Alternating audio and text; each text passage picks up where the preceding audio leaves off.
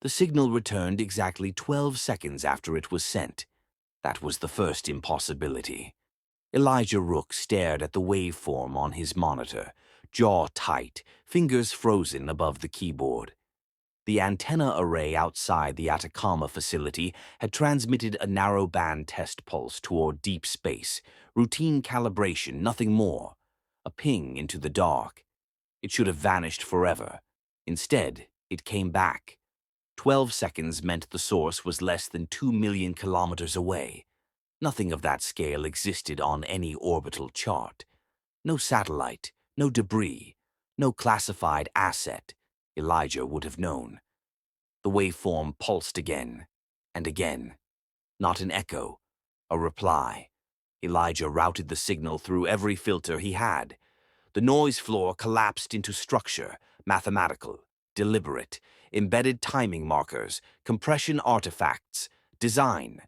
His console chimed. Incoming priority call. "Rook," said Director Hahn. "Step away from the system." "You're seeing it too," Elijah replied. "Tell me what it is." Silence stretched just long enough to be an answer. "Shut it down," Hahn said. "Now."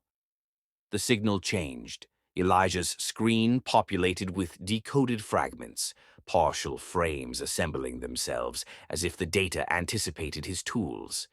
The first complete image resolved, a star field. Wrong somehow. Familiar constellations twisted by perspective. Then text appeared. "We heard you before you built this." Elijah's breath caught. "Director," he said quietly, "this isn't first contact." Hahn's voice hardened. "Terminate the array." The facility lights flickered. Power spiked. Outside, the antenna motors screamed as they rotated without command, slewing toward the horizon, toward Earth.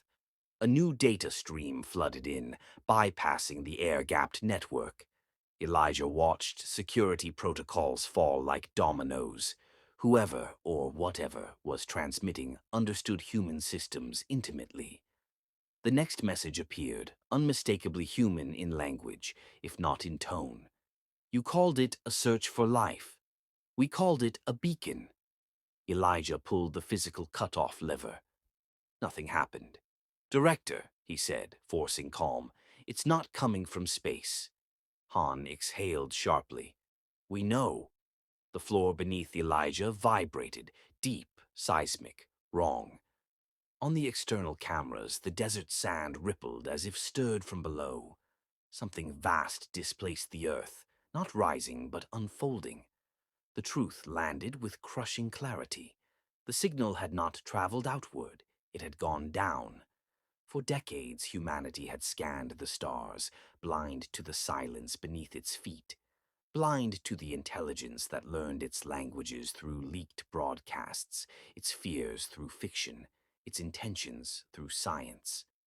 The final message appeared as the facility alarms reached a fever pitch. "You are not the first to ask.